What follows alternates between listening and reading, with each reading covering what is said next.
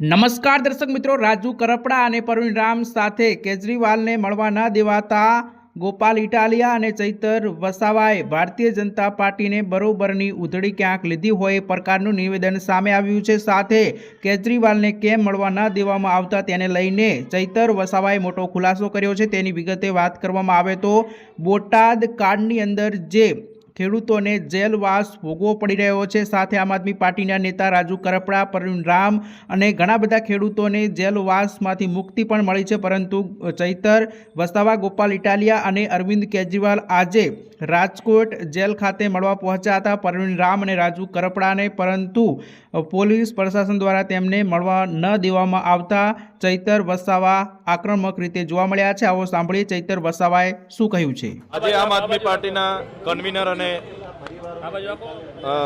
પૂર્વ દિલ્હીના મુખ્યમંત્રી શ્રી અરવિંદ કેજરીવાલજીની આગેવાનીમાં જે લોકો રાજકોટ જેલમાં છે એવા ખેડૂતો અને આમ આદમી પાર્ટીના નેતા એવા રાજુભાઈ કરપડા અને પ્રવીણ રામને મળવાની અમારું આયોજન હતું।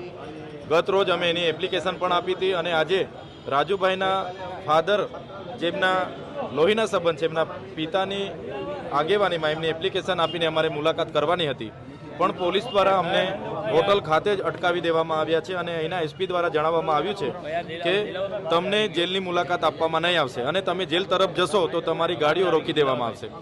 ત્યારે અમે અહીંયા હોટલ કને જ ઊભા છે। સામાન્ય રીતે જેલના નિયમો એવા હોય છે, અઠવાડિયામાં 2 વખત પરિવારના કોઈ પણ એક સદસ્યની સાથે બીજા 5 લોકો મુલાકાત લઈ શકે છે। એ નિયમો અનુસાર જ અમે એપ્લિકેશન કરી છે, છતાં આજે ખેડૂતોને મળવા માટે અરવિંદ કેજરીવાલજી અને અમને પરવાનગી આપવામાં નથી આવી। ત્યારે ભારતીય જનતા પાર્ટીની આ સુપ્રિન્ટેન્ડન્ટ, જે જેલ સુપ્રિન્ટેન્ડન્ટ છે, એમણે પણ લેખિત જવાબ નથી આપ્યા કે કેમ નથી મળવા દેવામાં આવતા અને અમે ત્યાં જવાના પ્રયાસો કરીએ છીએ ત્યારે જેલના ગેટો પણ બંધ કરી દેવામાં આવ્યા છે અને જેલના સુપ્રિન્ટેન્ડન્ટ પણ જેલથી કોઈ જગ્યાએ જઈને બેઠા છે।